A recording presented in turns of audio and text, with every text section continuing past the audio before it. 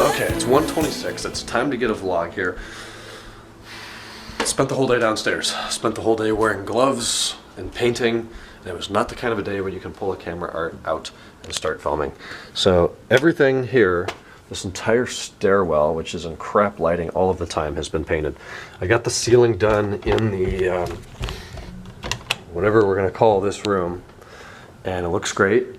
It's really white, it's really clean. It went on pretty well. It took a lot of paint, about 1.5 gallons in this room. Cut it in first with a brush and then rolled it on in about 4x4 sections. Pretty thick, looking good. And then as I'm going up and down the steps to get water and supplies, use bathroom, whatever, I just could not pull my eye away from how bad this stairwell looked. I don't think it's ever been painted since this house was built. That would be '86. So I had to tape off the steps. That's a pain in the ass. All the carpet up the steps, take the railings off, switch plate covers around the door frame, and paint this. And believe it or not, this stairwell took exactly 1 gallon of paint. I cannot believe how dry these walls were. So it looks fantastic now. It's kind of difficult to paint because it's super textured, but it looks good and everything's back up. We just got to get the switch plate covers on there. I'm going to get new ones. We had old wood ones that made it look like a trailer park, so I'm going to get some just the generic builder grade plastic ones.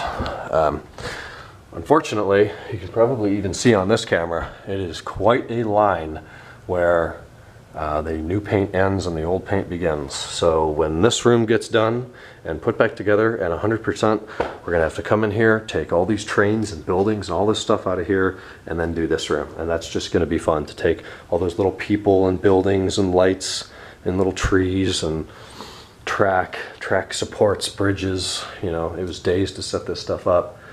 I can work around some of it, maybe put it in the middle of the room, but really it's all gonna have to come out.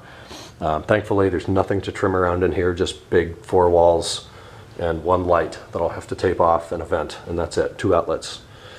So that'll be a project probably definitely next week. Tomorrow my goal is going to be to repaint in here.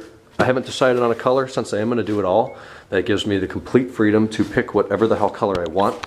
I do want to keep something neutral, something basic. It's a basement, it's really dark down here, so I don't want to go with a dark color.